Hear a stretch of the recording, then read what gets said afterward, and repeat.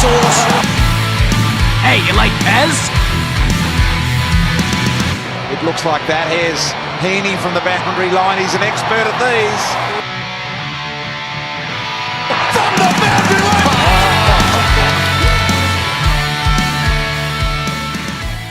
Hello and welcome to Behind the Boundary podcast. I'm your host Pez. I'm here with Sauce and I'm really surprised that Sauce has got here on a Thursday after the grand final. Being the Geelong supporter he is, he thinks he hasn't spoken about Geelong much on the podcast this year, but there's only one game to talk about and it was all one-way traffic with Geelong being premiers for 2022. Lots of fairy tales, lots of stories coming out of it, and Sauce, the floor's going to be yours today. Exactly right. I'm glad that only one team showed up. It made my job really easy to be able to talk about my beloved Cats. But it was a testament to the Geelong Football Club. This was a day of, whilst it may have been a blowout for most people, it was a celebration of not just the actual Geelong team from 2022, but a whole pile of work that went into this season. You know, right from all the stories that come out after the grand final. And as an avid football supporter yourself, Pez, you know that the grand final is a spectacle in itself, but the aftermath and the stories that come out and you hear about all the training going up to it and all the little intimate details going on, that's where the money is and that's where the great football stories are. And this, grand final and this premiership is no different to the others. Yeah, all good and well for Geelong and Geelong supporters, but they didn't do the normal fans any favours, Geelong and Sydney, because everyone's barbecues during the second quarter, everyone already knew the result. Everyone already knew who was winning, so if they were in sweeps or they had the Swans for anything or the Swans players in a Norm Smith sweep, their day was gone, was ruined. People would have even left at half-time, Sauce. I was at the game, as you know, and there were a few people starting to leave the stands closer to the fourth quarter. Some red and white supporters there. I'm not talking about myself because that definitely that describes our old Sauce here, red and white. But a couple of the Swan supporters started to depart the fourth quarter, and I was talking to you earlier, and you said, when can you started to enjoy it? In the first quarter, it was great. You didn't know it was over. Like, you obviously, when you're invested in it and the way the final series has played out, you expected Sydney to show some life and a bit of a comeback. They're the best third quarter team in the season. And that's what you're sitting there thinking at halftime, up by a big margin. And then once that first goal came in that third quarter, it was time to enjoy the football and pile on 6 more goals and really party time. And sitting there with my mum and my sister, who hadn't witnessed in person a Geelong premiership, they had been unlucky in getting tickets to the last 3 or 4 that we've been into. It was a great moment for me as a football fan and as a family person. It was good to have that connection with the football club, and that yourself with St Kilda when they eventually break the trend. I don't know that. Might not ever see it, mate. You know that. Yeah, true. But I will tell you to enjoy this while you can, this premiership, because the biggest story to come out of the 2022 grand final hasn't happened yet. No, it hasn't. What sort of chair have you given me? A couple of loose nuts. Jesus Christ. It's a horrible little creaking there. Apologies for the creaks you'll be able to hear. That isn't the Sydney game plan. That is just the... But you know what I'm speaking about with the biggest story? The biggest story is a stripped premiership of 2022. Sorry? We've been speaking about it all year, and I can't believe it's not in the media. But Geelong, a bunch of cheats. Oh, come on. Over the salary cap by what? $4 million? No. $5 million? $6 million? Didn't you watch Geelong and the retirement speech by Joel Selwood? They actually confirmed it. There's not a lot of money coming out of with his retirement. He's taken pay cuts, and that's the sort of team that Geelong are. They take pay cuts.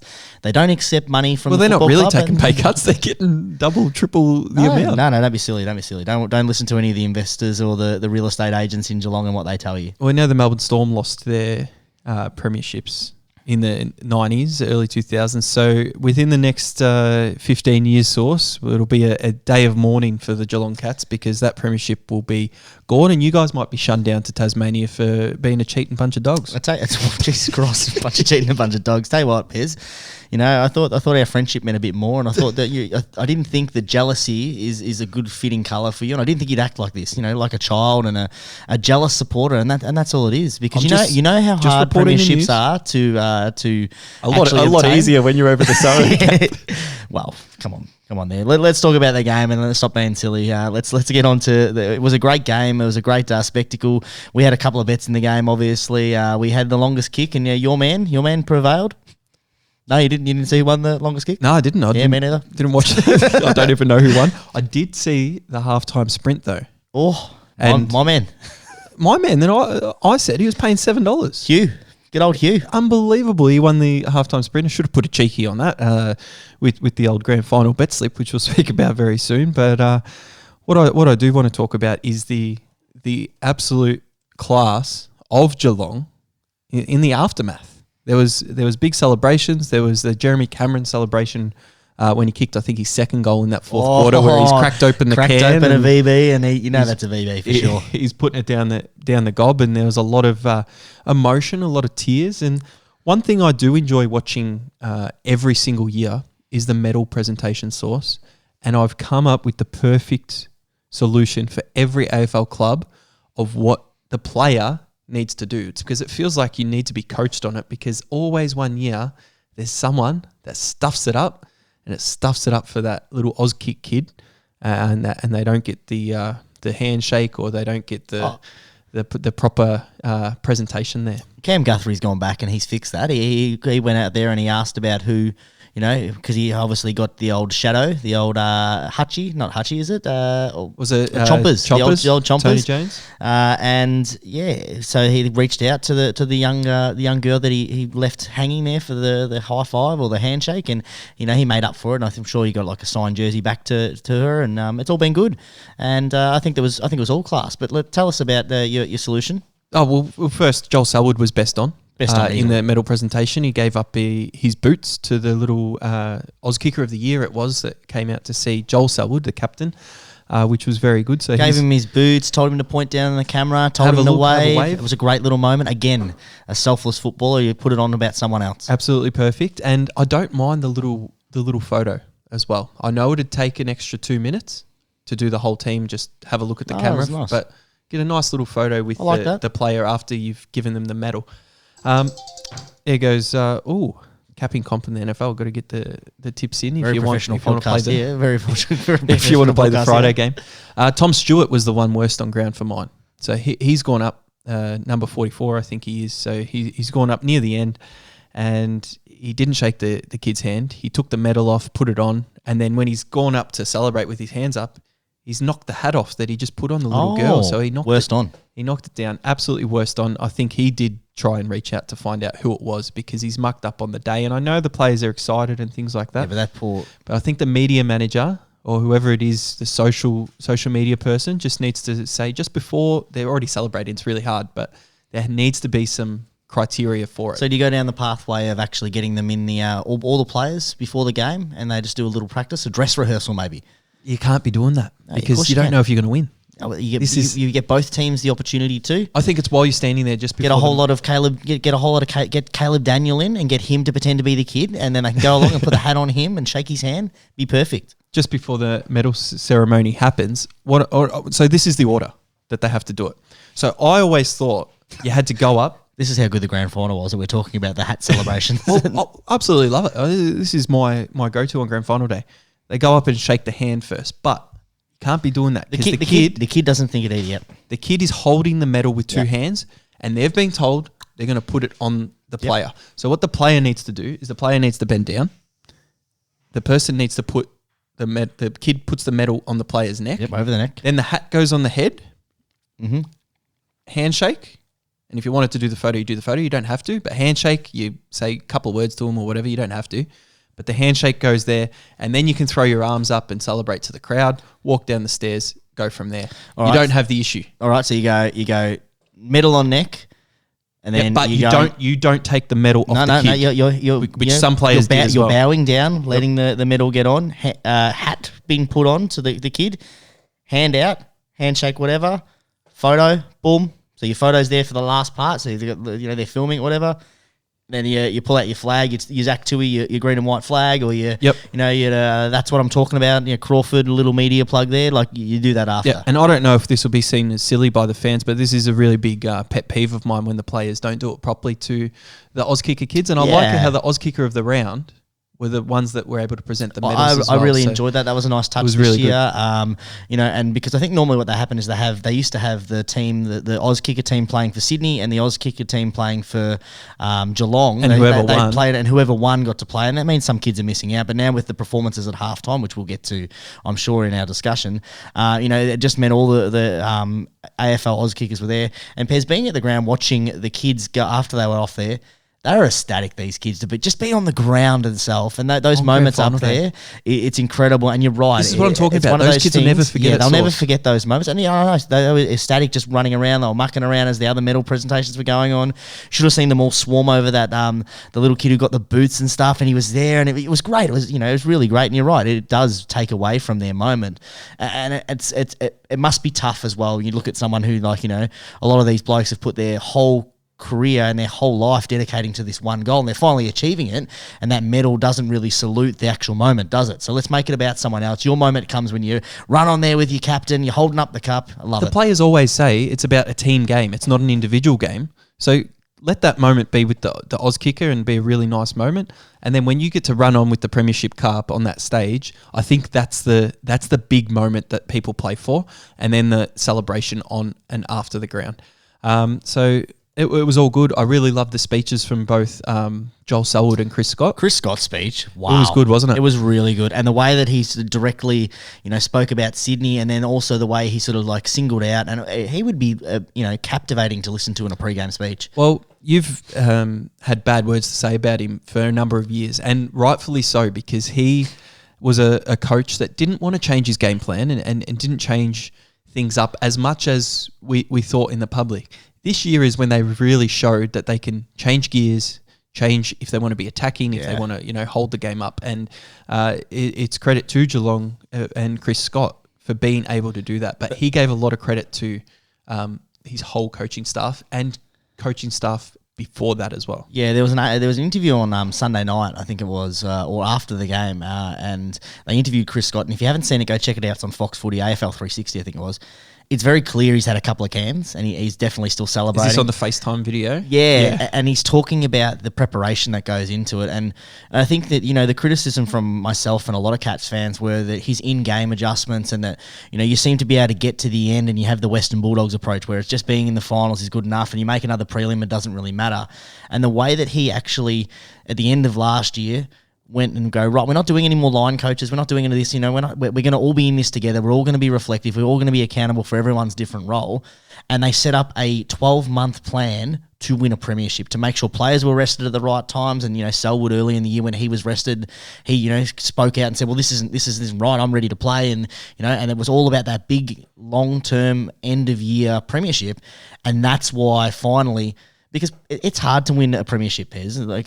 As you know, as Selwood said right after the game, there's 17 other teams that are playing. It's getting harder and harder. It's getting harder and harder, and coaching's hard too. You've got 22 blokes to manage, and obviously all the other 40-man squad. You've got 7 or 8, 9 coaches.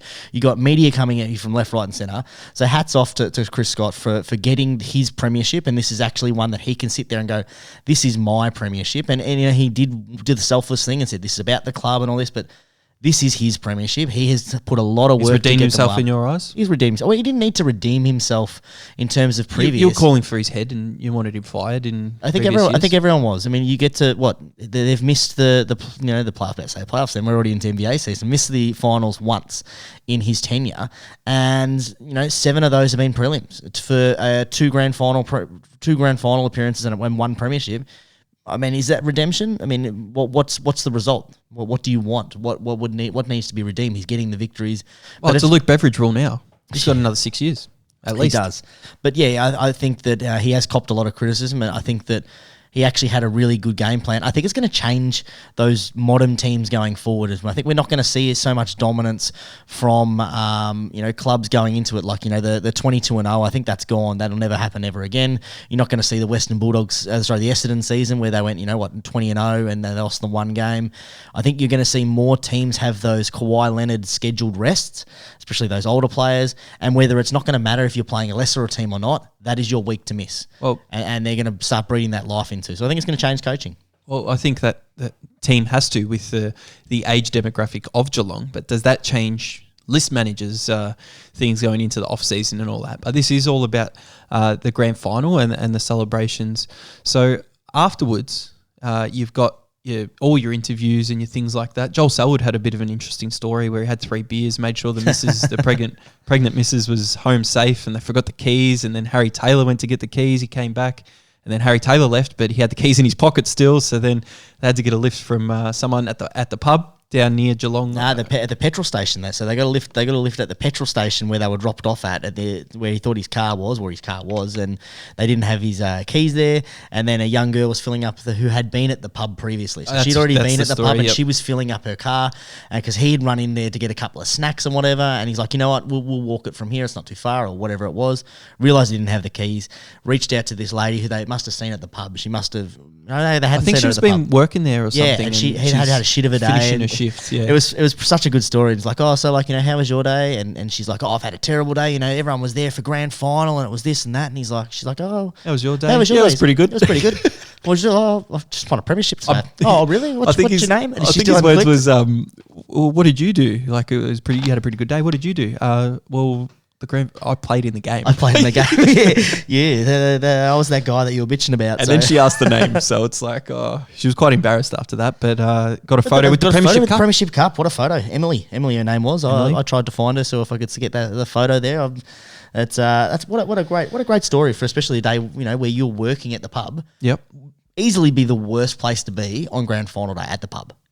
Or if you're not drinking, if you're working, if you're serving beers, that would be the worst. Yeah, because it'd be busy. It'd be busy, it'd be rowdy, and especially in a game that's a blowout, there'd be a lot of business done. Even rowdy, a lot more business. The next thing is I want to speak about the Mad Monday, and this has got different reviews, and we're living in 2022. Oh, come on. And it's absolute bullshit sauce, but it's crap. Everyone was taking the piss out of Geelong for having such a retirement home-aged AFL players, and then they've gone ahead. Dangerfield's had 2-3 hours of makeup to make himself look older, get the hair coloured and everything, and they've got all the walking frames pulled up in the retirement bus.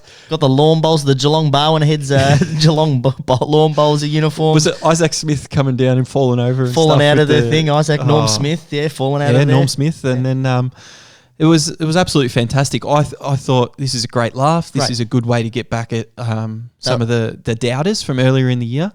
And then everything that came out of it seemed to be negative. So everything you post online, someone's going to have a negative connotation to it. And it's really bullshit, as I said. The media jumped on the fact that Geelong were making fun of the elderly and weren't being respectful to the elderly. Considering what had been written up every year, like you look last year in the prelim when they lost by 80 points to Melbourne, and they were the words that went out there was too old, too slow, and that was the slogan. That was the driving mantra for Geelong for most of the year. And then Carlton Draft came out with the shirts, the too old, too slow with the Premiership Cup. They look fantastic. So you know what?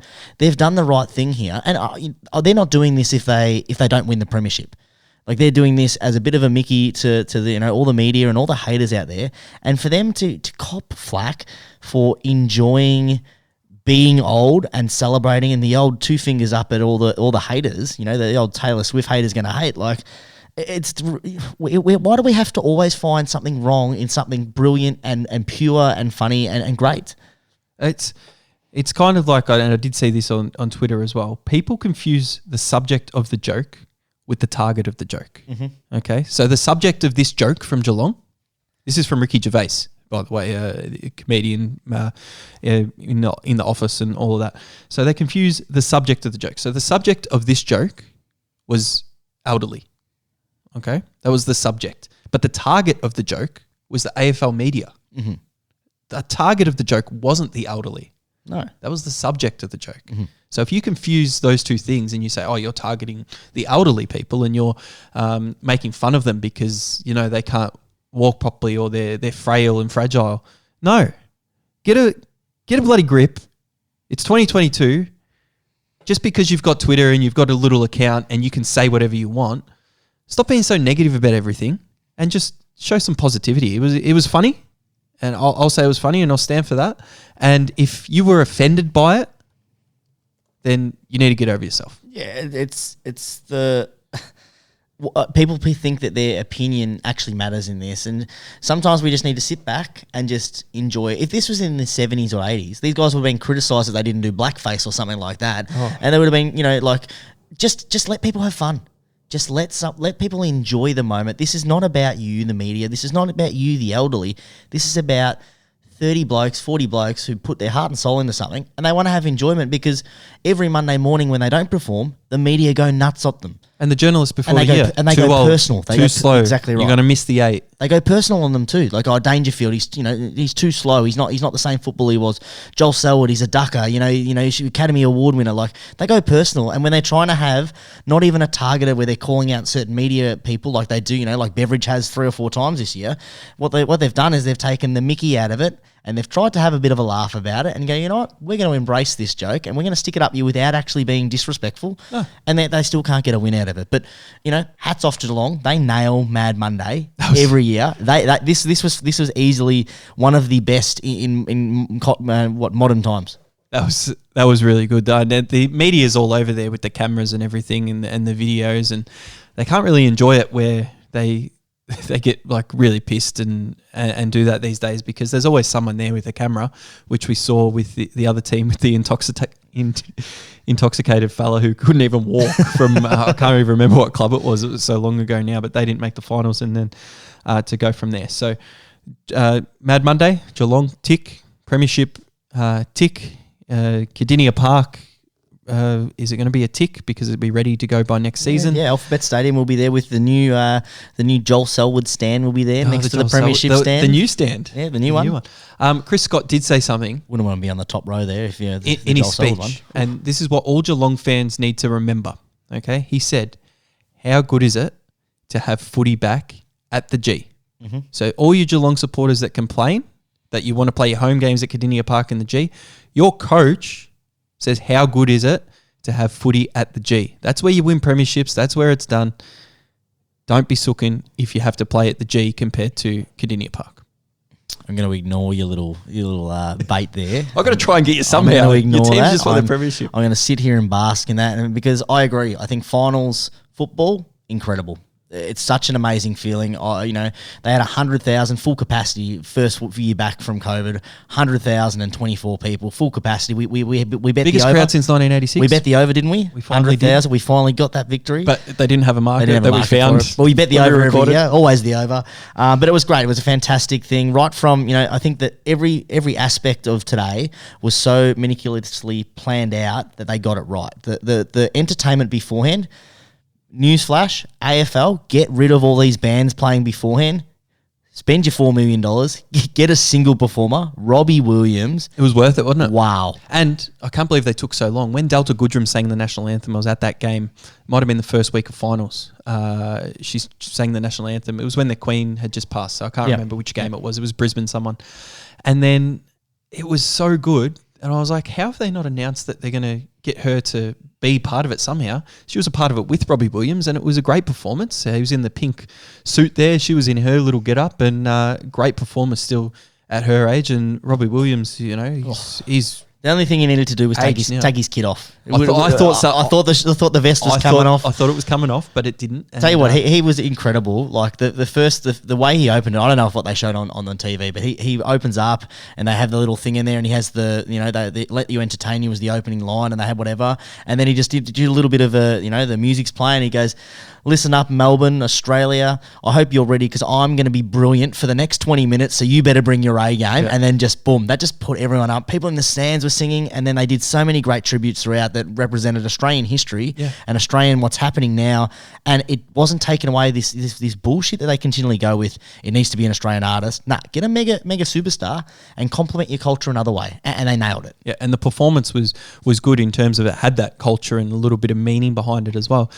Now, when you go to gigs, and I know you go to a lot of gigs, and I've been to a lot of gigs in the past, but probably not as much these days, and the band is from interstate, especially the support bands, or they're from overseas, and they come, "Oh yeah, what's up, Melbourne?" Melbourne. But some of them, they do it over and over again, nearly at the end of every song, and it's like, Yeah, you don't care. You're we just get saying the city that you're singing in, and you'll go on a tour and Yeah. you'll say that, and it doesn't mean anything. But this meant something, and it was actually done really professionally and really well. And not only, like, again, I don't know what the media picked up on the telecast, but he even said, a couple of times he was like, yeah, go the Cats. He mentioned Cats 3 or 4 times, and he mentioned the Swans. Like, he'd done his homework, and I think that, as I said, the compliment to Australian culture, where they have obviously Kylie Minogue, who did Kids previously, with Robbie Williams. They had that song in there, which you needed to anyway, one of his big ones. But then they also had the You're the Voice, and on the screens in there they had John Farnham singing the song, and they obviously had rehearsed it very very Queen, We Will Rock You sort of, Freddie Mercury vibes, where they had the split cameras going, and it's got to be hard, and it was amazing. Had my mum in tears. You got a whole oval. Yep. You don't have people on the ground like if you go to, say, Etihad and you go to a gig there, you've got people on the ground and the stage there. You've got people in the stands. Like, that sound quality isn't as good as if you're in a confined space. So you've got to be absolutely excellent and on your game if you're going to do it. Yeah, and not go, will you do anything? And I think it's like, I'm not a performer outside of this little podcast here, but I can't imagine how hard it would be from a state of the world performer to not be performing in front of 100,000 screaming people that you could literally get their underwear thrown on stage. Like he was in the middle of the ground and he's literally singing by himself to a crowd. He can't see any faces in the stands. He can't pick up any vibes, and he was still able to interact with the crowd. The only thing that I would like to see is maybe they move the stage a bit closer, but then the other side misses out. Like, that's right. It's lose-lose, and I think the AFL really nailed it, and then even followed it up with the halftime performance as well. It wasn't over the top. It was nice and basic. A couple of collaborations, a couple of range of different good songs, not just the one band playing their greatest hits, or not even their greatest hits sometimes. As Robbie Williams said, one of them is like, all right, guys, I apologise, have to do the obligatory new song. We'll get back to the classics in just a moment. And he obviously didn't hear that on the stage, and then he's belted out this out, and people sort of got involved with it. They didn't tune out because he acknowledged that sort of thing. Yep. And the halftime where they did this collab of like 7 or 8 different songs, you didn't hear Temper Tracks, all their hits. They just did a bit of a mashup, and it was great. Yeah, they did different things. That's the first person I've heard say that the halftime show was great. Heard a lot of negativity about that on Twitter and during the week. My thoughts I think halftime doesn't need to be matter. over the top. Yeah, it doesn't matter. It's not like the halftime in the Super Bowl where they get the ads and they've got like who'd they have, Snoop Dogg, Eminem, all of that the last year's Super Bowl. Tribute to LA, yeah. But it doesn't need to be like that for the AFL. You do your stuff before the game. You do your sprint and stuff. I like that. You don't do it at halftime anymore. Halftime is for the fans there in the stands to get a breather. It's for people at grand final barbecues to relax for 20 minutes, have a bit of a rest. You're not glued to the TV anyway. So you can get a local performer or someone doing cover songs. Just give it a cover band on. Get a cover band on there. Pump out 5 or 6 classics. Go. That's all you need. It does not matter. No. Just let it go. Let it go.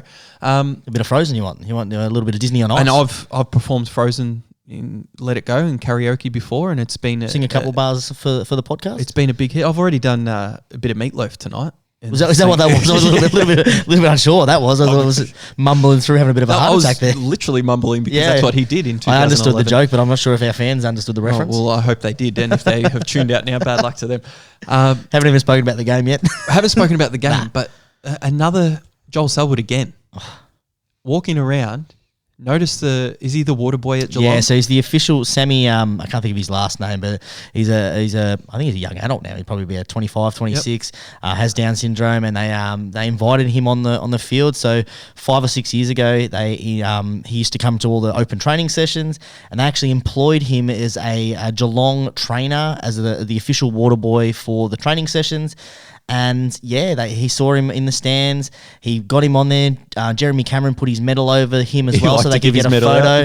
Yeah, he did. We did get to that. A couple of stories there, but it was fantastic. And apparently, one of the better things was when he started walking around, is that Joel Selwood jumps on the old phone and calls his mum, Sam's mum, and says, Don't worry about it. I'm going to bring him down to the rooms, and as soon as we've had our little celebrations, I'll make sure he gets back out to you. How good is that? Like, it's his moment. He knows he's retiring instead of sitting there and enjoying it. When Jeremy Cameron put the medal on him, and he just goes to the crowd and starts celebrating. It was absolutely awesome. All right, speaking of medals though, the Jeremy Cameron stuff. Tell you what, the best bit of content I've ever seen. But how loose was the Instagram for people who don't know? He was the Geelong boys were very. They were posting social media throughout the celebrations throughout the night, and obviously they had one of their managers was there for content, because there's a couple of ones that you'd be a little bit worried with how much they were slurring their words and how drunk they were. Take it away. This is a great story, Pez. Oh, so it was 4:30 in the morning. He's home at his farm with his mate Ty. Yeah, I'm guessing from the video. Oh, it was Stengel, was Stengel, it? Yeah. I couldn't tell from the video. It was a bit dark, but he starts filming. I've watched this literally over 100 times, this video. Every day I just get it out and have a look.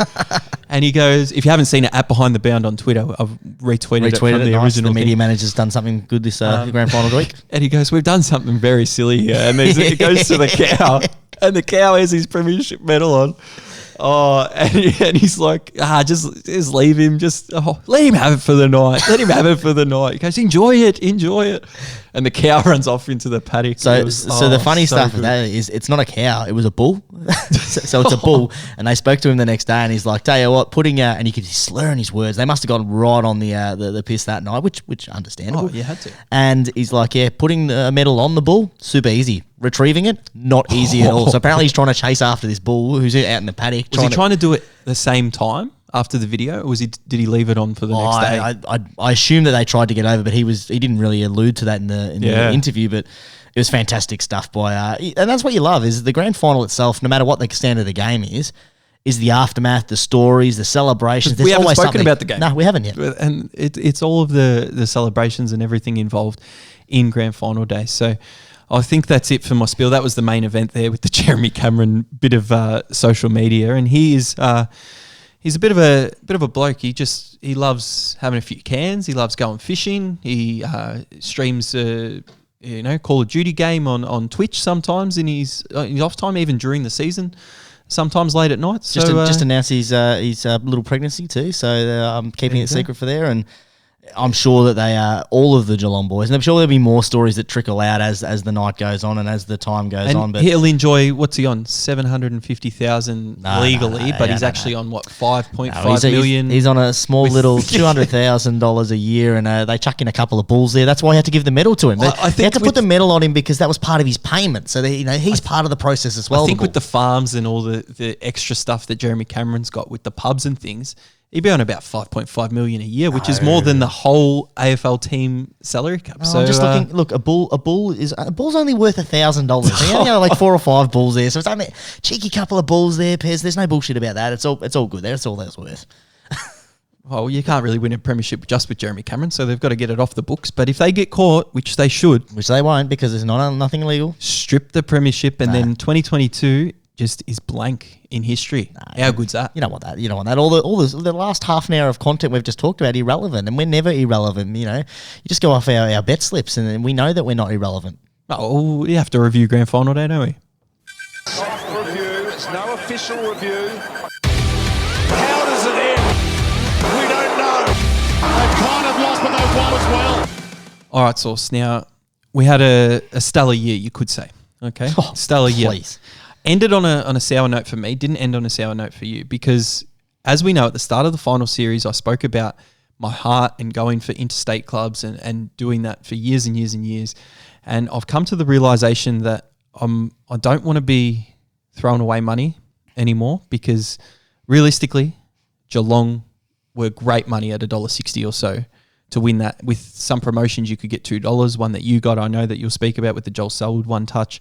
You could actually make some coin. And if you're not going to make some coin, there's no point throwing away some hard-earned units during the year. So I've done that, and I've done that this week, but I've come to a realization that even if I want a team to win, if there's money to be made somewhere, Source, I'm going to have to just go with the money. Yeah, it's so funny. We spoke about last week on the show about how careful we are betting on grand final, and a lot of our betting warnings towards the end were like, just enjoy the day. Don't put down money you don't need to. And then we got to your bet slip, and you're like, Sydney. Throw it down here. Yeah, But you didn't really care and you went against it, but I don't think that should bring it down on what we did throughout the year. So we will talk about the grand final specifically because obviously I had a go, Geelong Cats of bet slips there, but like throughout the year we've done amazing for what we have set out to do. It's our best year in to date, and it's only going to get better.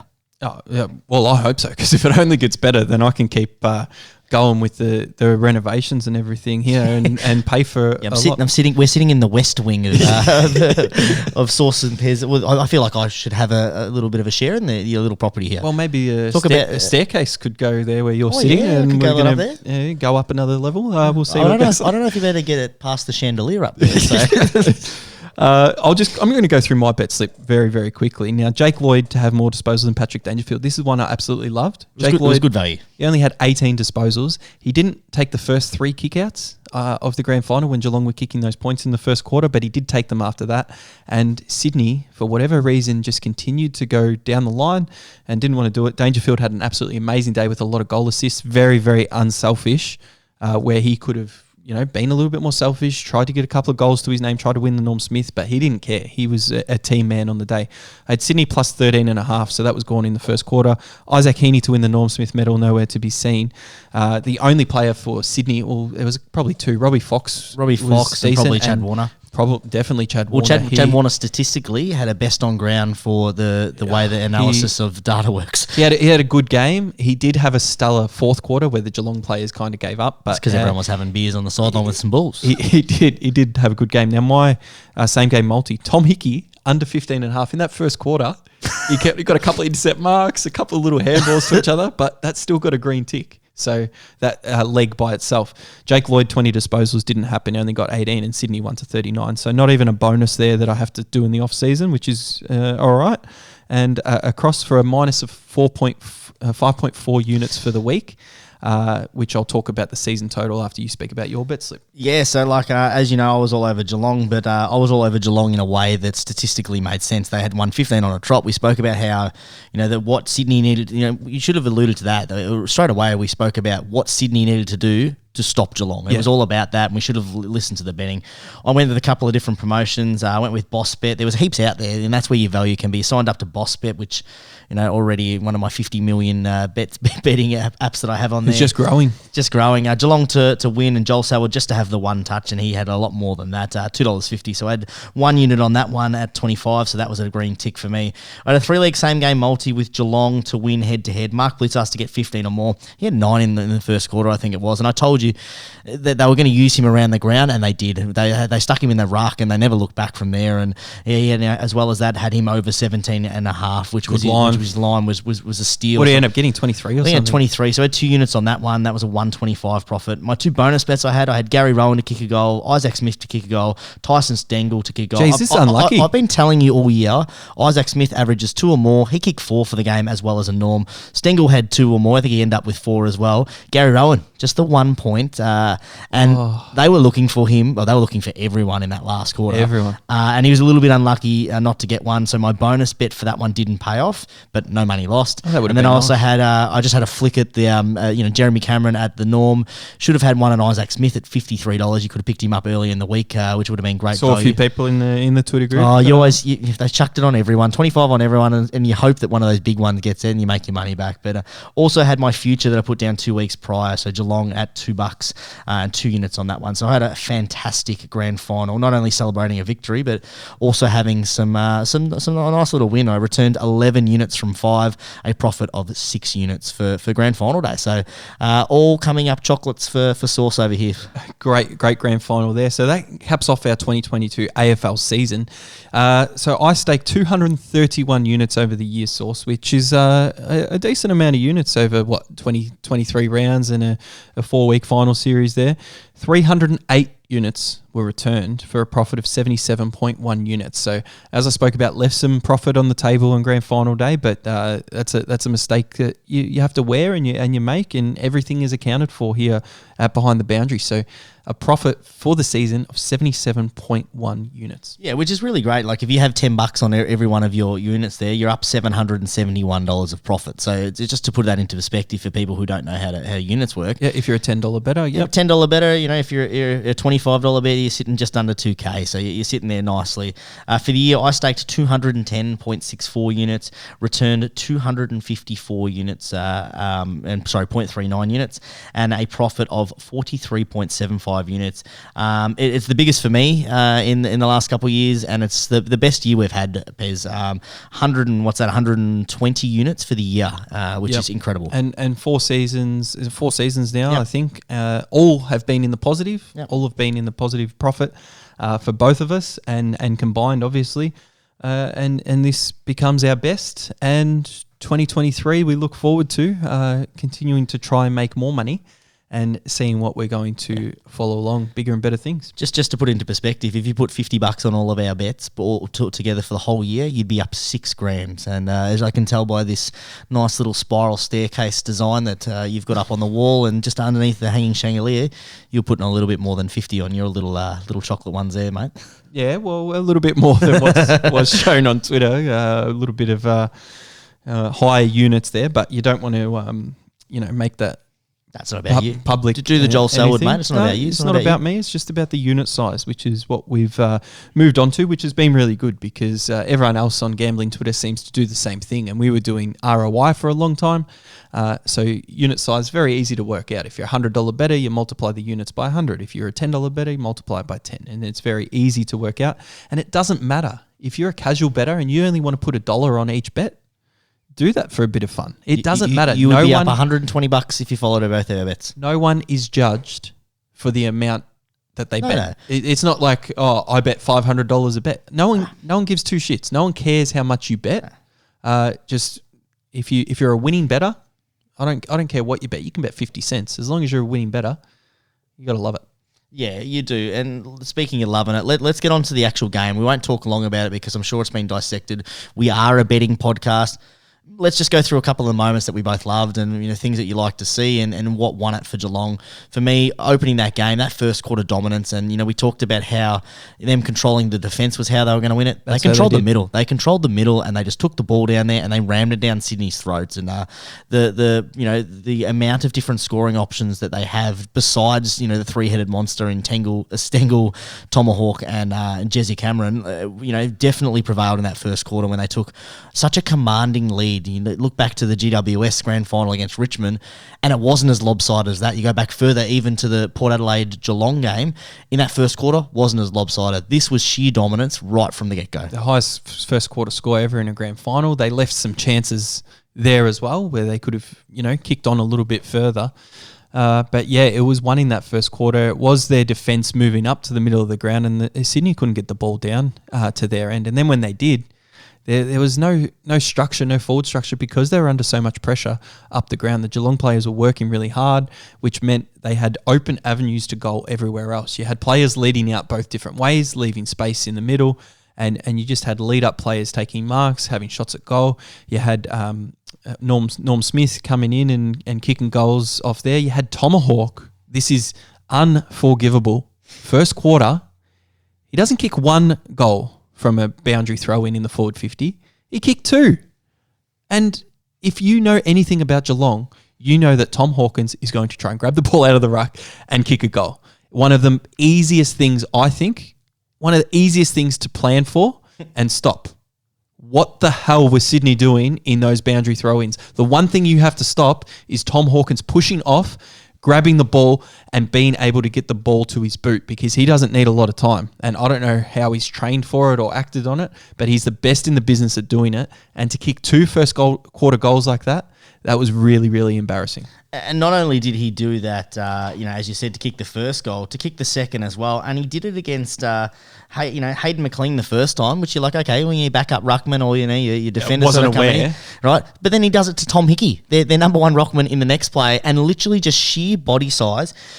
the fact that the way he's able to manhandle someone legally, mind you, his strength is incredible. But then to have enough finesse and time to be able to get the ball and ping it out there, you're right, unforgivable. And every time the ball is in Geelong's forward line in a throw-in, Tomahawk does this. He must kick 30 or 40 goals a year just off this. He tries to do it. Every time. And the ruckman, it's probably not even the ruckman's job, because if the ruckman's getting pushed out and Tomahawk is so strong, then it's a midfielder or someone else. But you're not looking for the run through. You're not looking for the Nick Davis in that time. You know what he's trying to do. Just jump on him. You know what he's trying to do. Like I couldn't get past that. And once he kicked his second one, that's when I thought Geelong are on today, and Sydney, you can't be coming back from here, because it was just one-way traffic. One-way traffic indeed. Favourite moment from the whole game? My favourite moment? Yeah, yours. I'll hear yours first. My from the actual gameplay, was it? Yeah, the gameplay. Maybe when half time happened, so I could have a bit of a nap. So you have a bit of a nap? Because it was boring as batshit, to be honest. Look, and as I said to you, because you're like, it was a pretty boring game, and I'm like, yeah, I mean, it was. As a fan, when you're there, you know what we're like as fans. I knew it wouldn't be boring for you. It wasn't boring, but you're still nervous up until halftime. But then when that first goal came in that third quarter, right, and then you're just enjoying it. Favourite moment for me was a toss-up between Patrick Dangerfield running through the pack, getting through, bumping in that fourth quarter, swings one over his body, bounces, and then into the hands of first-year player, old Sam de Koning, and he kicks his first goal in AFL history, and into the... on the screen, they show Patrick Dangerfield, him on the ground, looking up and just laughing, going, "Just I can't get a break here." So I'm trying to kick a goal in the grand final. There's that one, and then there's Joel Selwood's goal. The amount of emotion that poured out of that goal was fantastic. If you didn't know he was retiring at that stage, you're blind. Blind, yeah. Yes, you're definitely blind. But it was a great day for footy. We are a betting podcast. I don't talk too much about that. But as we spoke about, if you listen to their analysis of the games, there was a lot of money to be won on the day. Yeah, with the over-unders especially. So I didn't look through that. I didn't have a lot of time to be doing that, to be honest. But there was money to be made, and we said that in the last week's podcast. So hopefully some people took some of that advice and was able to go in and do some things and see some lines. Like a Tom Hickey under 15.5. He had a lot of the ball in that first quarter, and it still went under. So there's definitely money to be made there, and that's for subsequent grand finals that come up. When they put all players listed in that market, you've got to do a deep dive, and you've got to be like, all right, where is the value? Where can I make this money? Yeah, where's the value in terms of the over-unders, because you're just looking at the averages. What is the game style going to suit, and which players are going to be moved in there as the chess pieces, and what units are you going to be staking? I just thought of my favourite moment. There was about 22 seconds left in the game, and I think it was BT actually, and I don't really like him as a commentator, but there's the bloke with the 1 minute sign on the boundary line, and BT goes, I don't think he really needs to be doing that at this stage with 22 seconds left, up by 81 points. But that was my favourite moment. Actually, speaking of this, do you know what I noticed at the grand final? That they had the whoever the sponsor is. I knew it used to be Swatch, and now it's like I think it's like at Geelong it's at the Geelong, it's like Hawkins watches or something like that. And what they had around the ground is they had a live ticking clock counting down. So I was able to tell Mum. She's like, I wonder how many long's left. I'm like, it's on the boundary going around. We spoke about that last week as well. 4:37. I actually hadn't but it was under the 5 minute mark. I hadn't noticed that. Last week I just saw it was popping up randomly, but they actually had it there for like the last 3 or 4 minutes. Well, last 5 minutes, I think it must have been. So maybe they were just trying to keep people at the ground. Like, come on, guys, it's almost over. It's nearly there. Stop, he's already dead. There's a meme for you. I think there was a few memes to come out of that one. But what a year that we've had. What a year the Cats have had. So many great stories to come out of this. And just don't think that our season is over just because the betting stops with AFL. We are going to be looking at doing a couple more wrap-up shows, continue the banter here, and might even look at investing in a couple of little betting shows on other sports or planning for season 2023. Oh, if you can find some value, you can make some money and go from there. We're talking NBA. I guess we've been betting on the next for one coming a number of years. MLB. I just started this season, but not going too bad on the old MLB and trying to learn a little bit about trends and almost crashed the car in the moat coming in from your house that you've won from MLB. So, well, MLB's been very, very good, but then there's so many different things that you can go to. I think, in all honesty, NRL would be one of the easiest ones to bet on, but with it being the same time as AFL season, it's too hard to keep up with, and you can't commit enough time to it. Because if you're going to do something, you've got to commit time to be able to know what's happening, know trends, and know value when you see it. Yep, and that's what's going to be coming from us in the off-season. So when I am done celebrating this premiership, so probably about a month's time. Back to business. We'll sit down and back to business. We'll go through the losers of, not the losers, that's not the way to do it. We'll do the season's over, we'll go through the teams. We'll have a bit of a... favourite, what is it called? Season's Topic. over. Yeah. Hashtag season's over. We talk about your team and how they finished off the season, what they need to look for next season. Because it is going to be the biggest trade period. Oh, huge. Ever. So much. There's going to be so much movement. So much movement with the new TV deal as well. There's a lot more money coming in. You know, Geelong's just retired 7 or 8 properties ready to go. They listed some players as well. Yeah, we did. Sparkle Narkle. Yeah, he'll get another run in the AFL somewhere, you think? Yeah, up at Gold Coast or something. It was a bit unlucky that he couldn't get into that midfield, but that's the likelihood. It's when you're paying $25 million a year on salary. It's hard to get into a midfield if you're a player like that. It only copped us a couple of apartments in Geelong Town Centre for him, so it was no like big properties or farms like Jezza. So the Geelong Footy Club own like 80% of Geelong. Yeah, you know when they say that, you know, like Billy Brownless is the mayor of Geelong, it's true. He owns all the properties there, and he's just like the monopoly man, just sitting there and he's just giving, you can build a house here. And because he likes Geelong and goes for Geelong, he wants to go, oh yeah, you can have that bit of land, that's fine. I've got my millions and whatever. I own the pub, I own Lammy's. But that's what you can expect from us over the break. It's been a great season, another profitable one. What's that, 5 in a row, 5 green ticks. 5 in a row now. 5 green ticks. We're the number one in, I don't know the stats, but we're the number one in betting for AFL podcast, I have to say. Oh, well, Mug, have to be. You see Mug the other day, he goes, how do you, like, Source reckons you're number 2 in betting or whatever, and I said, you can't trust whatever Source says. It's can't be doing those things. What do you mean he says we're number 2? We are number 2. You said we're number 2? Of course we're number 2. There's only like, when you type in AFL betting, we come up second. There's only like 3 podcasts. So we're top 3. Yeah, I'm not going to waste my time even checking that. But speaking of checking that, make sure you jump on to all our socials and any good podcast provider. Leave us 5 stars. Leave us a nice little review. That's how other AFL fans and AFL gamblers or just bettors in general can find us. It helps us with our numbers. It helps us with keeping the show going, and look for some new things coming in 2023. Yeah, all right. I'll wait till 2023. There's a long while to go until we get some AFL footy again. So, stellar season. Well done to you, Source. I'm not going to pat myself on the back, but it was a very, very good season.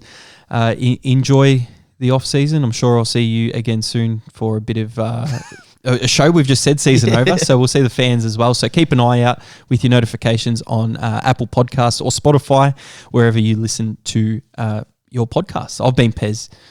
Peace out. Yeah, it's been a great season. Congratulations to you too. Just fishing for a little bit of love there. I know what you're up to there. But great season from both of us. If you've got any ideas of shows or things that you want us to talk about, we'll have to get into those trades as well coming in, a little bit of a roundup of that. But enjoy. Make sure you're betting responsibly if you're having a punt. Go Cats, and we'll catch up next time. I'm Source. See you later.